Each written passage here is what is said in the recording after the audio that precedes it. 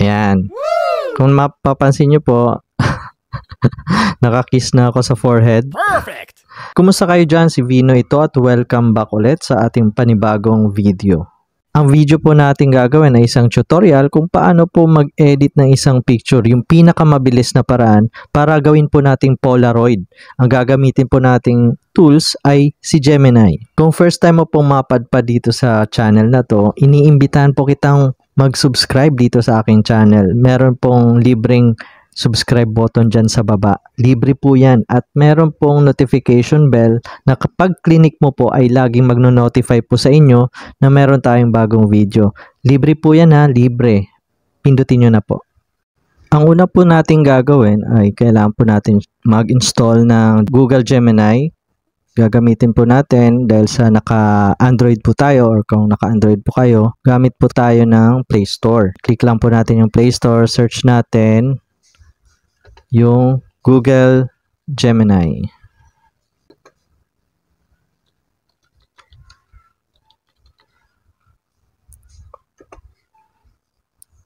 Kung mapapansin nyo po, naka-install na po siya. Kailangan po nyong gamitin yung inyong account sa Google or yung sa Gmail. Kailangan po siya para ma-install ng fully yung Google Gemini. Kung mapapansin nyo po, meron na po tayong naka-install. So, open na po natin yan. At dito po sa Ask Gemini, hindi po tayo agad maglalagay kung ano yung gagawin natin sa picture. So, ang una po natin gagawin ay kailangan naka-check po itong image na to. Pag na-click na po natin yung image na option, pwede na po tayong mag-upload ng gagawin po nating Polaroid image o gagawin po nating Polaroid na picture. Ang gusto ko ay gawin po siyang parang magkasama kayo ng inyong kasintahan. For example, meron po tayo dito ng ito po, picture na to. Gusto kong gawin tong Polaroid. Idadan lang po natin, paka-select. Then, meron na po tayo dyan image na hindi pa po naka-Polaroid. So, meron na po tayong mga existing na prompt na pwede natin pong gamitin. Ito po yung prompt na gagamitin po natin. Ilalagay ko po ito sa ating description at sa comment section para ikakopy nyo na lang po at ipipaste. So, kinopy na po natin at ipipaste na lang po natin to sa Gemini. Ayan. Kung mapapansin nyo po ay ang nakalagay dito ay they are posing together. So, pwede po kasing magkaiwalay kayo sa picture tapos gagawing Polaroid. And pwede rin pong i-change nyo yung muka. Tulad po nito, naka-unchange po. So, pwede nyo pong baguhin yung pagkaka-areglo ng muka. Mamaya try po natin yan. So, pagkatapos nyo pong ma-paste ito, pwede nyo pong bago-baguhin yan kung anong style pa yung gusto nyo. Then, pipindutin lang po natin yung send or yung arrow. Then, magpa-process na po yan. Kung mapapansin nyo rin po, meron po nakalagay dito na ang background niya is white curtain backdrop. Pwede din baguhin yan. Ayan po, nakagawa na po siya ng Polaroid. May date pa kasi nakalagay yung date. Then, may nakalagay na instant film. Ayan po. Then, pwede nyo nang i-download yan para makita nyo ng mas malinaw. At pwede nyo nang i-post yan kung saan nyo po gusto i-post na kunyari po social media, sa Facebook, Instagram. Ayan. Buksan po natin dun sa downloads, sa images. Yan na po. Mas malinaw siya.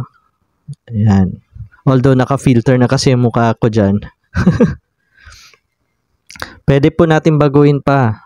Try po natin baguhin yung prompt para tingnan natin kung ano pa yung pwedeng idagdag natin. Kopyahin po uli natin yung prompt.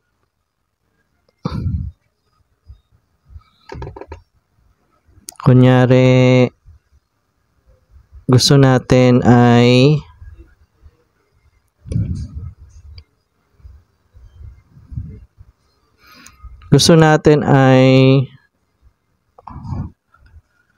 gawin natin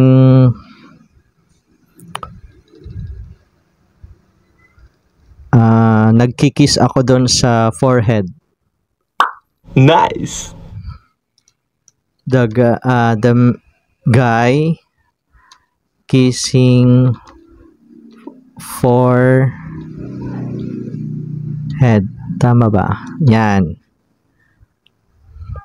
Tapos baguhin natin yung curtain. Pwede nating try natin yung ano bang maganda?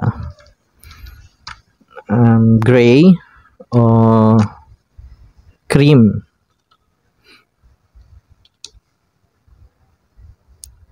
Blue na lang, blue. Try natin yung blue, tingnan natin kung maganda.